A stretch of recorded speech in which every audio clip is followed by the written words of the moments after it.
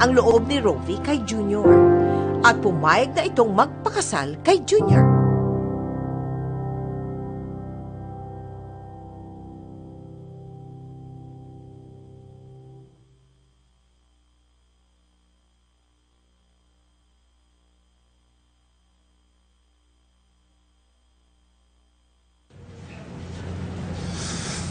Bango naman ang asawa ko. Bango ka.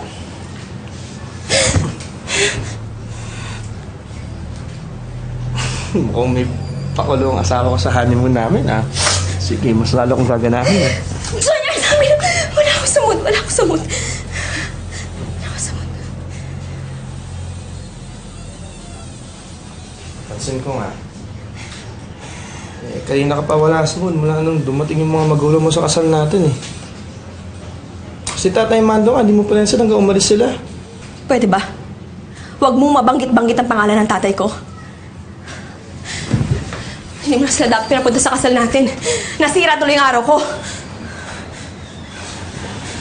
Eh bakit ba? May problema ka pa sa tatay mo? Hindi pa naman sabihin niya sa akin, eh. Basta, ayoko ang pag-usapan. Eh bakit nga?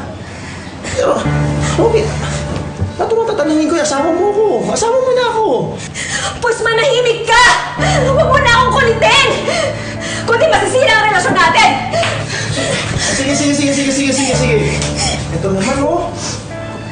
Kung ano sabihin sa akin, sige, hindi na kita kukulitin. Nakabang ko. Junior, matulog na tayo. Ha? Matulog na tayo.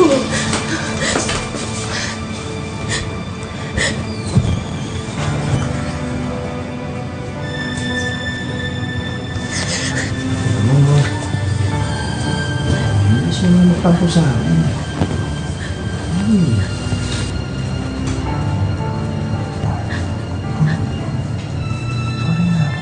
Sinabi na ayoko ka! Ayoko! Hindi niyo ba ako naiintindihan? Ayoko! Ayoko! Umalis ka! Ayoko! Hindi ako naiintindihan! Hindi ayoko! Tama na! Umalis ka na! Umalis ka! Umalis ka! Ayoko! Tama na! Umalis ka na!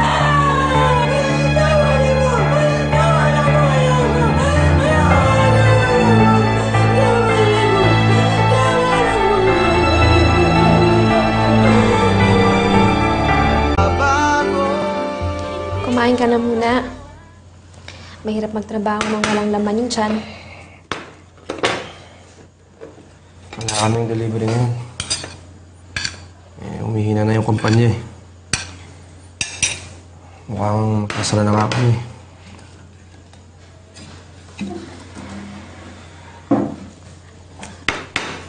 Ganun ba? Malakas naman yung tindahan. Doon na muna tayo kumuha ng pang-araw-araw natin. Huwag mo nang problemahin yung trabaho mo.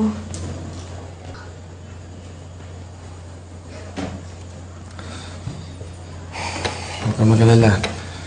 Sakaling magsara man yung kumpanya, may analok na ng trabaho si ng tiyuhin mo. Sinong tsuhin? Kapatid ng Tatay Mando. So, tiyo ba daw? Huwag mong tatanggapin yung alok na yan. Junior, lumayo ka dyan sa tsuhin kong yan. Ano ka ba? Ano makatulungan niya tayo? Tiyuhin mo yun, eh. Mami, huwag mo naman sabihin, pati sa tiyo ba daw mo may problema ka? Basta, ayoko magkaroon ka ng utang na loob sa kanya. Mamaya dahil sa utang na loob na yan, samantalahin nila tayo. Robby, ano ka ba? Wala naman sa mukha ng tiyo ba daw mo mapagsamantala, eh. Yun ang akala mo, hindi mo kilalang pamilya ko. Eh ano nga dapat kailangan ko malaman sa pamilya mo, ha?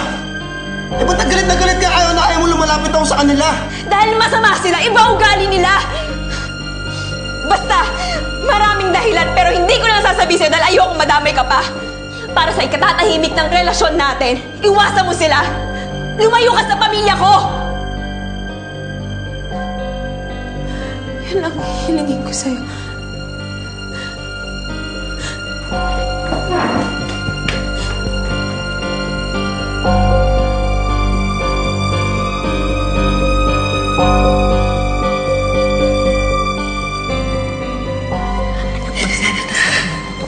Magsabi tayo ng totoo dahil masama kung nagsisinungaling. Totoo nga yung sinasabi ko. Pawiin mo yung sinabi mo, hindi pati ako magagalit sa'yo. Sumunod ka na sa akin! Huwag ka matigas sa ulo! Robby! Robby! Robby! Robby!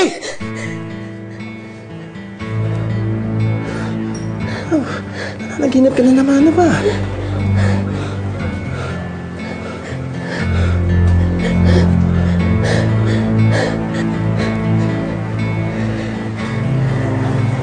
Gabi-gabi na yan, Robby, ah.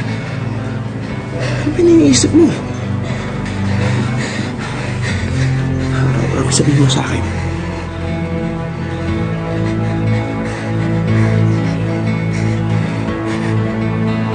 Matulog na tayo.